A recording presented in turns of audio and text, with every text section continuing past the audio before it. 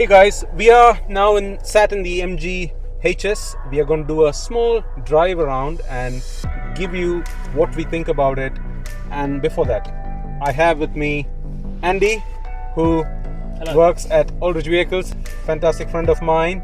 So he is going to drive and give his opinion, after which I will drive and give you a practical understanding of what it is to drive the MG HS. Thank you for joining us today, Andy. No worries. Yeah? Let's give it a go. Let's go. The first thing I want to talk to you, which we didn't cover earlier, is the way the gear shifts. I feel that click, it's pretty much like a BMW, wouldn't you say that? Yeah, the look of it here is, like I think they've copied lots of different elements from different cars. So the gear selector does feel and look very BMW-esque, to be fair. Yeah. But yeah, I mean, simple enough to use, nice and easy, handbrake off. Yeah. And then as soon as you do that, it has got auto handbrake, so it will come off. It's a 1.5 litre TSI engine, basically. 1.5 turbo. Yeah. And I think that's why we wanted to do a comparison against the VW Tiguan, just because obviously MG are a reasonably newer, well, they're an old brand that have been bought out by a big Chinese company. Yeah. So it's just interesting to see how far they've come. Obviously VW are really, really decent and kind of got the market sewn up. Like we've mentioned, I think in the video, it's quite a premium product. But MG have got better. So it's definitely not quite there in regards to, from what I feel about just driving it. I think there is a difference. But the value for money is really good.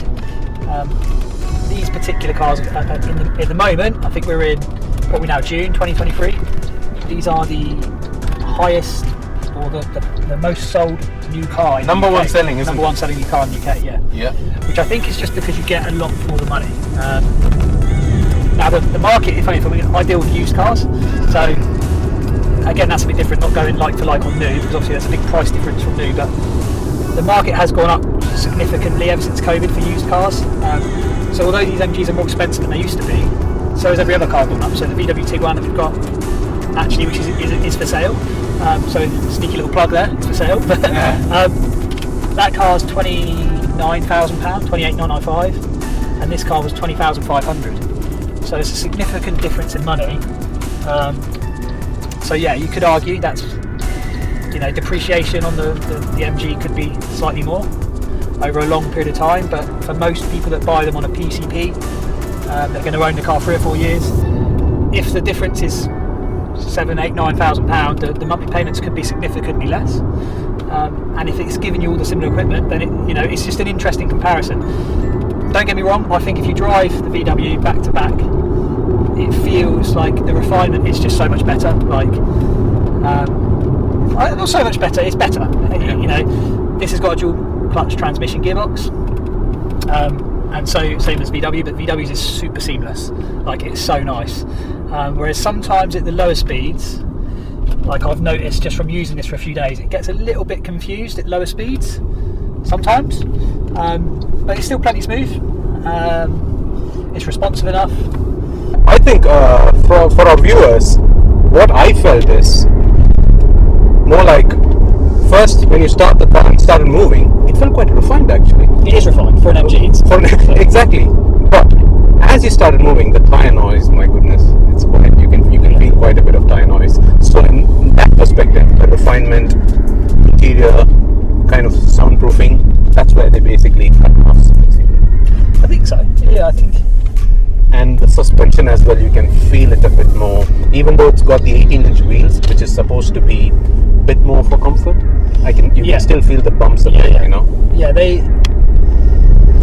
Yeah, so they've stuck with 18-inch wheels, probably from a manufacturing perspective, it's probably cheaper. Yeah, overall. Yeah. But in theory, if they're smaller, they've got a slightly, it's not such a low-profile tyre. Yeah. So then, the idea is feel the road. Yeah, I mean the UK roads are terrible. So the idea is that it's going to be slightly more refined. Yeah. But yeah, I think the road noise definitely worth noting. You mentioned that in the Tiguan, everything just feels a little bit better. Yeah. It's not the MG. I think when we drive that, we will get a clear feel of what are the clear demarcations between both the car. But when you, from a passenger point of view, sitting in the front, it feels like any other car. Like, it's quite high, comfortable. Like the passenger seat, these have heated seats as well. Heated seats. And it doesn't have heated steering. But of course, that's VW is quite up there. I think it's weird. It's not like the MG's terrible. No, You know, I can't say that. That's exactly. Yes, it's good. I think it's just they've not been building cars in theory as long as VW. Yeah. In the new MG guys anyway. Yeah, they so don't have the experience. But one thing to notice is all these. There is no. I have not felt any bias towards any particular model, VW or the MG. I am sharing as I have been experiencing. One thing to notice, what Andy mentioned, the pickup's not bad. You're giving the gas, the pickup's not bad. One thing I would like to note for our viewers' understanding is there's a 10,000 pound or say 9,500 pound gulf between both the cars in terms of price. That is a lot. That is a lot. You cannot say it's nothing. Yeah. That is what we need to weigh what we are experiencing against. Again, if you have the resources, yes. Yeah. I think it's just interesting. I mean, if anything, it's just brands like Kia, Hyundai, and now MG. It's good for like the general public. It makes the bigger players. You know, this, for example, this car's the biggest selling car in the UK at the moment. So they, the other manufacturers notice that, and they're like, oh, actually, we need to really sort of work on our pricing. So it's good for the consumer. Like the more competition there is, I think it's good. But they've definitely come a long way. They're much more refined than they used to be. 100%. It's still not quite as good as the VW, and it doesn't quite give you that the ownership bragging rights. Some people like. Absolutely. Some people really want the badge of like a Land Rover or Audi or even a VW, but it's got all the kit. That's the best thing. It's got lane assist. You've got blind spot monitoring system. Lane assist. It's got adaptive cruise control, which is really, really good. It's actually right in front of us. Guys, that is the button right beside just this one here. Yeah, there you go. It's got boost power. I'm just going to drive this car in a bit and then get a feel. So what I'll do is I'll turn around and you can have a go and you'll be able to press that super sport button and see what you think. Exactly. But it's it's not bad at all. Even all of this stuff, I mean, it's really bright. And, it's got Android Auto and Apple CarPlay. Yeah, Android Auto, Apple CarPlay. I mean, it's a really bright system. They've got it in 3 sections. It's a bit laggy, if I'm honest. You press that, you wait a second, then it comes up. I mean, it's not terrible. It's not a mega problem, but other cars just have that a bit more nailed. Heated seats. As you can see, all the controls are on the touch panel. Everything for the climatronic and the heated seats, all of it is on the panel here. It's very bright outside and it's not bad. The camera is doing a pretty good job, and it gives you line markation as well as to where the cars and centimeters. That's amazing, guys. How precise that is. I don't know how true and accurate that is, but that's good. Hey guys, so I am sat in the driver's seat now. The thing to note straight away is the MG, both the seats in the front have electronic seat adjustments, which is pretty good actually. It's amazing. Let's go. Actually, as I mentioned, quite smooth. The adjustment for the seat, one thing to note is it does not have the extra under thigh support. So they're sort of electronic for backwards and forwards, and then the back part of the seat. That's it. They don't tilt. So it's good that they've got the electric bit sorted, but then it's lacking the tilting as well. So it's a little bit good and bad. That's the thing. I think that's a real common thing in this car. There's lots of good bits. They try to offer everything, like front passenger side and driver side electric, but then it doesn't quite do everything you need. So it's like they've given you little bits of everything, probably a bit more better bits of everything, but not fully there. It's not fully there. It's not fully refined. So I mean, if the road is good, it feels okay actually, and the power is decent. I wouldn't say it's laggy, but its power is okay in first instance. I think what they're trying to do is they're trying to make sure that they're, on paper against other manufacturers. It will read that this has got this has got that. But just because they've thrown the lot, it doesn't necessarily mean it's all good. I mean, it works. It's just not. I don't know. It's a weird one. I've just sold so many VWs, Nissans, Fords over the years. Makes a good noise. Yeah, it does make a good noise. Yeah. Oh wow. Okay. Brakes are a bit, I wouldn't say it's right up there. It's okay. It feels a bit spongy, but they're okay. They do the job. Don't get me wrong. They are absolutely fine. But when you hit performance levels with the spec it has, because it has a shiny chrome red super sport button, and it did go, after a point it did go a little bit, you know. Let's see what it does. So I think with that, what it's doing there is it's stiffening up the steering. Yeah. Changes the gear ratio slightly. So it makes it feel like it's just holding onto each gear a little bit longer. Yeah. Obviously you can manually change gear with your flat. Yeah, it's got... Yep, you can feel that. Once you put it on sport mode, it kind of tightens up the steering a little bit, giving you a bit more feel for the road, so you feel that you're a bit more in control, which is a nice nifty feature. Like Andy said, it's got so many specs that you'll be like, oh wow, man, this is ridden with stuff. Yeah, it's good. These have a 7-year manufacturer warranty. That is amazing, guys. 7-year warranty. So they've really tried to do a Kia there. So they're trying to do what Kia have done with the market by offering like a market-leading warranty. So they must be pretty confident in the engineering. One thing I clearly noted is, at low speeds, when the tarmac is not that great, you really feel that it's not the sound-wise, it is not right there. Once the speed is up to motorway speeds and the tarmac is really nice, it's absolutely fine. Yeah, that's what I felt. I think they're a bit undulating. Yeah, like although you feel a bit of body roll, right? And it's weird because the suspension components look very similar. Like this, you feel the roll. Yeah, you feel it. I mean, it's not terrible again. But you feel it. Whereas the VW is definitely a bit more like flat, much more sturdy, and it holds the road properly. I think that is a very good point, because I felt that when I came off motorway speeds and onto the roundabout to come in, I just felt as I was braking, I felt the body kind of roll and give you. From a user perspective, I can tell you it has everything that you need. From practicality, like for a small young family, driving wise, it has got all the kit that you would really need in a car. It has got all of that. Hey guys, so we are in the Tiguan R-Line 1.5 TSI. So yeah, just going to do a back-to-back drive. See how they feel. First off, like I mentioned, the seats, I love the seats in the Tiguan much more. That's just me. I don't know about Andy.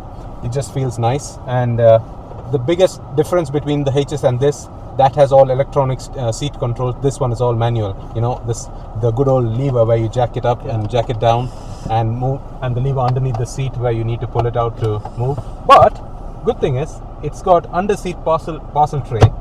Yeah, I think it's weird. It's a common theme, like I keep mentioning. The MG, for me personally, the seats look nicer, but they just don't have quite as much refinement. Like this one, they've got a height adjuster which actually lifts the height upwards and sort of tilts it, whereas the other one's just backwards and forwards. Yeah, it's there for the sake of it, I feel, in a sense.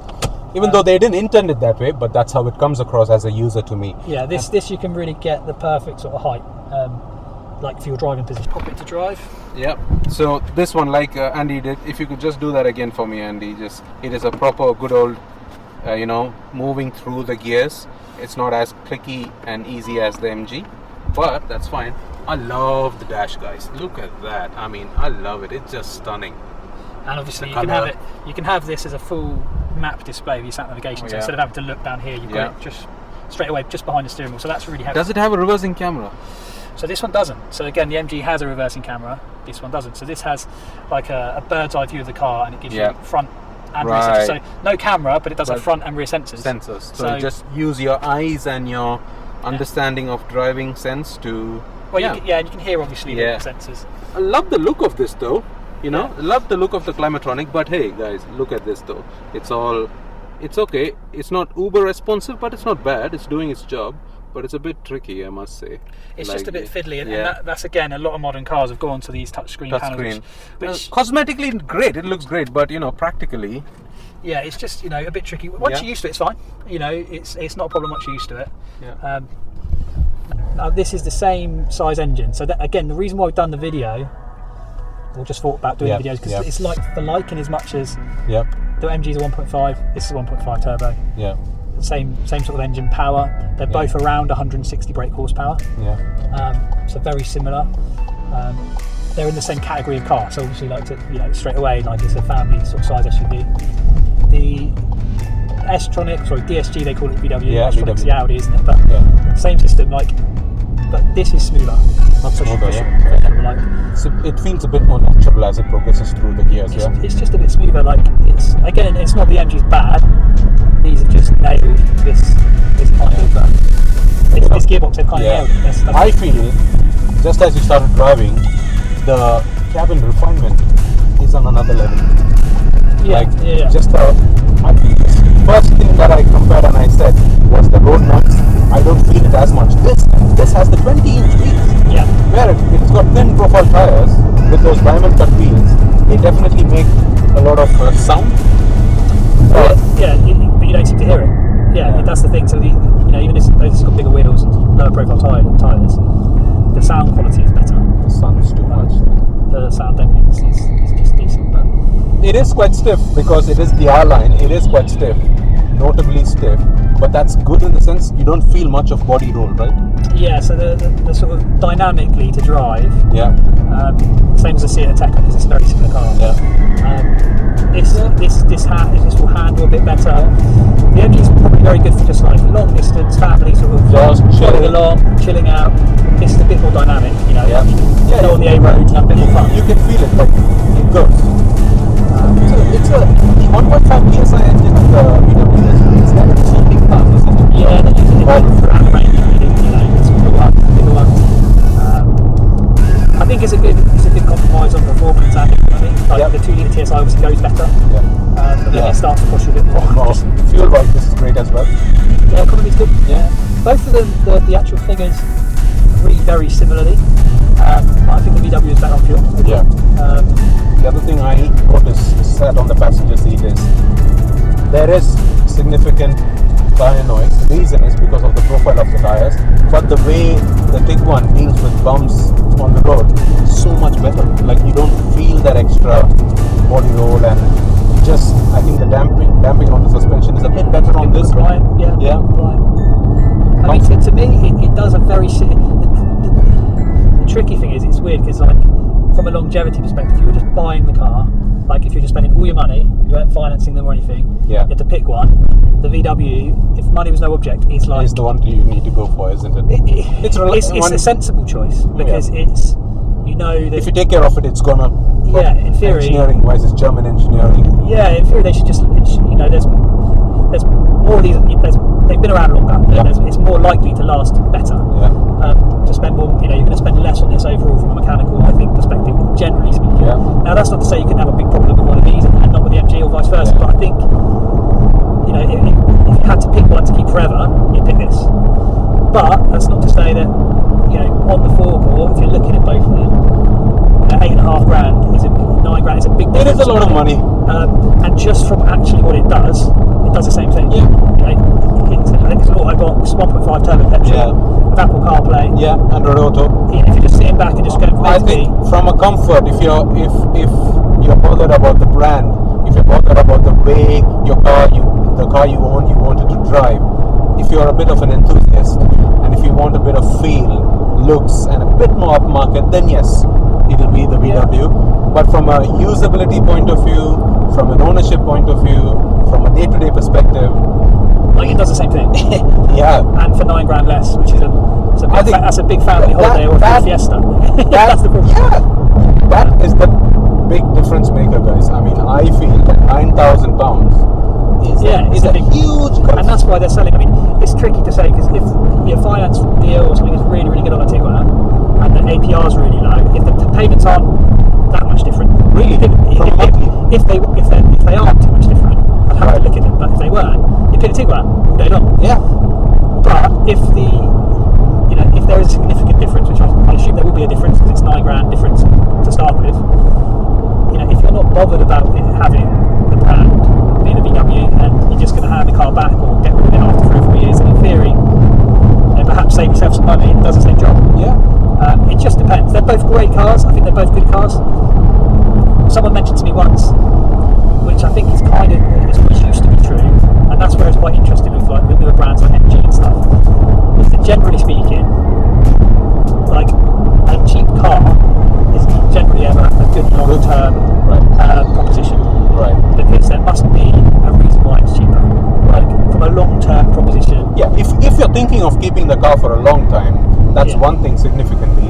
It's going they're like good for their warranty period, and then perhaps not so good later down the line. And that's different with VW. You know, you're paying for a quality product which is going to be good for a long time, even though they have a much shorter manufacturer warranty. But they're going to be good long term. Yeah, and if you take care of it. Yeah. But on the motorway, as a passenger, I can clearly sense that this goes much better than the MG, for sure. I don't know. I honestly don't know. I mean, for me, it's a bit more responsive, but the actual figures on paper are very similar. If not, the MG is a bit quicker. Okay. Yeah. On paper. Right. I don't know if this has driver mode. I think so dynamic mode or individual. Yes, I mean, it's on sport. Yeah. Probably once I drive, I might get a feel of exactly what it is. Yeah, if I'm starting to push it a little bit, the brakes are better. Yeah. See, the brakes are better. That could just be the other one. I think that's also cost saving because of the size of the wheels, the size of the brakes, all of that factor in. Because if MG have to give you a car with all the bells and whistles and still price it at that price point, you know, obviously, I mean, yeah, it's just, I don't know. I think, and again, to be honest, whoever buys these cars isn't generally going to be racing around. They're going to be taking their kids to school and pick them up. I think swimming, from that perspective, for me, it's a no-brainer. Like anybody will just go for the MG. You know? Yeah. Unless you're brand conscious. If you're not brand conscious, you know. It's a tough one. It's very interesting just because it's exactly the same car on paper. The mileage is very similar. The gearbox is the same. The engine's the same. The power's the same. But one's $9,000 more. Yeah. And who are the actual competitors, or what's the competition for the Tiguan in its own class? Would it be the Sportage? Probably Sportage is still a bit notch lower. Sportage is probably, I mean, it's more expensive now because they're so good. But it's probably the Kia Sportage or just Sportage might just sit just below it. Just below, probably 3, 4, 5 grand lesser, maybe. Not too much now. Maybe only 2 or 3. I think the neo-shaped Sportage is on another level. Yeah, the Hyundai Tucson is a really good car. Yeah. You've sold quite a lot, isn't it? Tucsons and Sportages. Tucsons, Sportages, and then there's things like the Honda CR-V. Yeah. I mean that's So it depends. There's a few other ones. But anyway, But do you want to have a switch and have a drive? Yeah, sure. Right, guys. So I'm sat in the driver's seat. First off, let me get a feel of what I feel. All right. Sat on the driver's seat, man. I like it much more, for sure. Like the steering wheel, the feel of the way you look at the road, the cockpit, the layout, everything absolutely fine. One thing though, you know, the elbows where you place, I felt much better supported in the MG. Because this one, I'll need to put my hand down, that's just me for my height. And on the right side, where you place your elbow, it's a bit too far off. But that's about it. But otherwise, it's great. It's actually nice. Seat-wise. Let's go.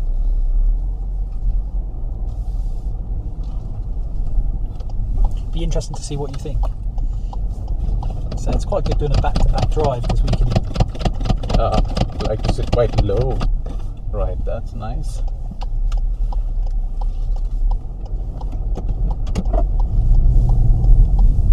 Yeah, it's interesting to get a back-to-back test drive because then you can see how it compares really. Let's go.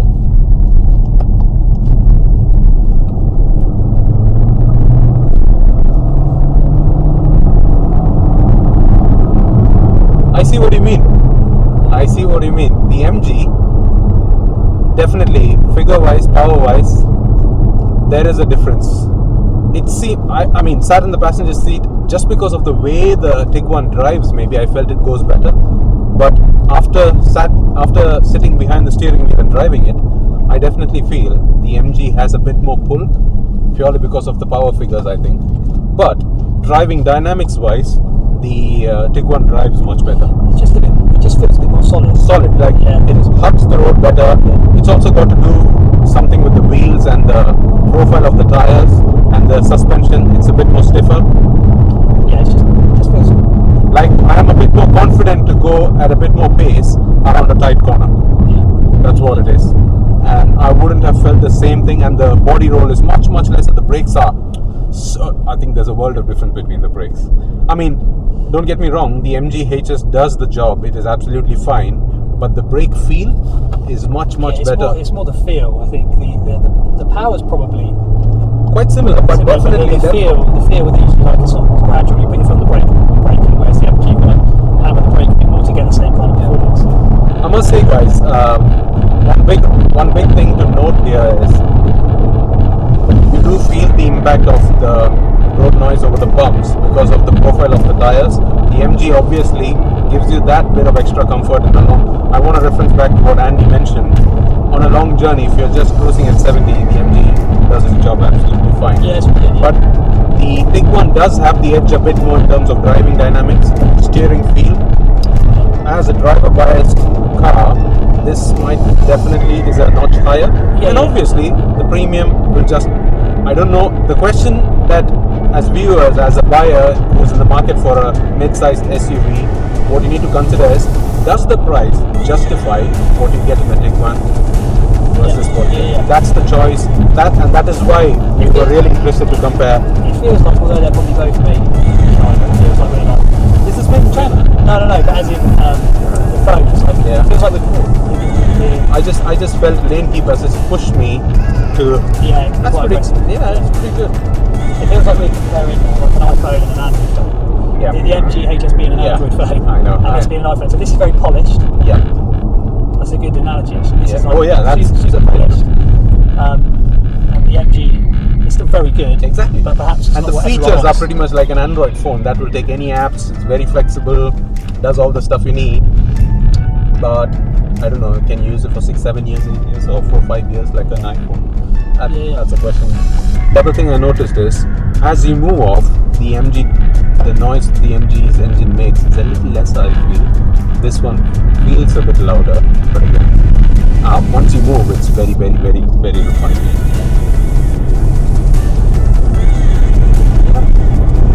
So what would you do, Andy? What's your, like, for somebody who's in the market for such class of car, mid-sized SUV, what would you, what do your customers decide based on, like, for example, in your experience? Well, with the MGs, that's something new. We have so few of them, and to be fair, we don't have good feedback.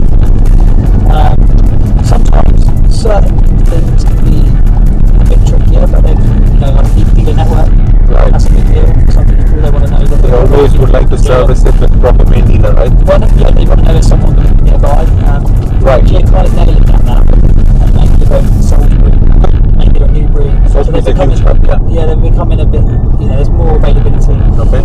I personally look at it from a perspective of like, I wonder what the market's going to do. Appreciation, like, I'm probably a bit too involved. I think, just from a general person perspective, it's the case of, what I would say is don't just write off, a Kia Sportage if you're looking at Tiguan, or don't write off an MG, don't write off the Hyundai. Their brands, it used to be, the Kia and the Hyundai used to be cheap and low market. Yeah, like a more budget option, a bit like they're not the anymore. MGs, and now they're like they're hitting premium costs. Yeah, they're like a really, really good option. So, what I reckon is the reason why we've done like the Tiguan, which is like the sort of top class, one of the class benchmark leading family SUVs against a new entry level kind of version, but just to see the difference of what you get. You'd probably think you get a lot less with the MG, and actually, in fact, you get a longer warranty. Yep. Just as much kit in some respects. Yeah, like we've said, it's not all perfect. Yeah. But it's definitely usable, and it seems okay. I think that is an important point to note, though. 7-year warranty at 80,000 miles, I believe. Yeah. But definitely 7-year warranty. That is a lot, and that kind of gives peace of mind.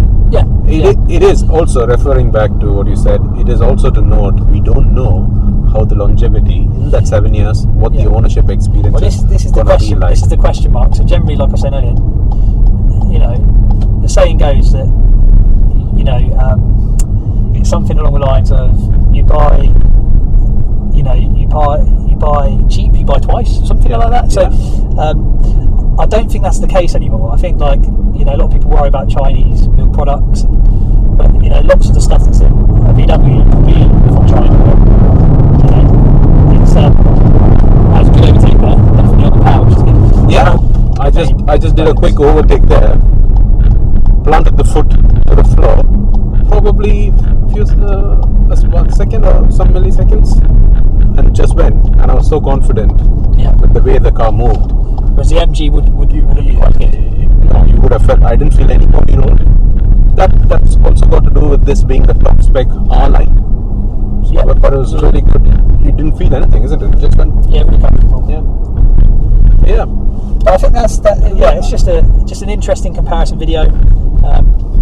We may have waffled on a bit, but you know. But part in all of it, experts. We tried our best to cover as much as possible to give our viewers and anyone who's in the market for a mid-sized family SUV good choice to consider, options to think of, and make your decision based on which you can decide. And those will be some crucial factors. Definitely, we don't want to discount anything related to price, because that, especially we are living in a cost of living crisis where the things are costing so much more now, and we do want to factor in price as well, and monthly costs versus usability. From a used car perspective, that's what we're kind of trying to do with these videos, I think, or perhaps what you're trying to do, Gold, is just it show not just the brand new cars. It's like, what can you get for this amount of money, and then what comparison have you got? What would be good in the future to do a Sportage, which is bang in the middle, really. You can refer back to the Sportage video I did, but probably when Andy and Co have another Sportage with them, we will compare like the similar style, just so that you also get a view from a dealer what they think, and from a sales point of view, from a user point of view, from a customer point of view. I've enjoyed today's drives. Hopefully in the future we will be bringing you more fun content as well with the cars they have in stock. But today has been amazing. Thank you, Andy, for your time. It has been amazing. Yeah, no problem at all. Well, no, thanks for doing the drives with us and stuff. And so obviously at Aldridge Vehicles we do a mixture of cars. So it's we're family run business, and we stock cars all the way from down to sort of normal starter cars all the way up to the more expensive vehicles. But check out the website. Stock's always changing, so give us a call if you need any help. Right, guys, to summarize, I have had a fantastic day thanks to the guys at Aldridge Vehicles for offering the cars and willing to join in test driving and sharing the views and options that are available in both these lovely cars. From a user perspective, the MG is absolutely not bad at all because of the value that you get out of the money you pay, and that will be a huge factor in making the decision when you're in the market for a mid-sized SUV. And if you are in the market for a truly tried and tested product that will really keep you worry-free for next 3, 4, 5 or 7 years of ownership, then you can look at the Tiguan as an option. But otherwise, from a cost-saving perspective, from a day-to-day user perspective, and if you're not going to be thrashing it around and just for day-to-day use, the MG is actually a really good proposition. So think about that, and thank you for patiently watching this video. And I hope you enjoyed it. Please do share your thoughts and feedback on the comment section below, and stick around and stay tuned, and thank you.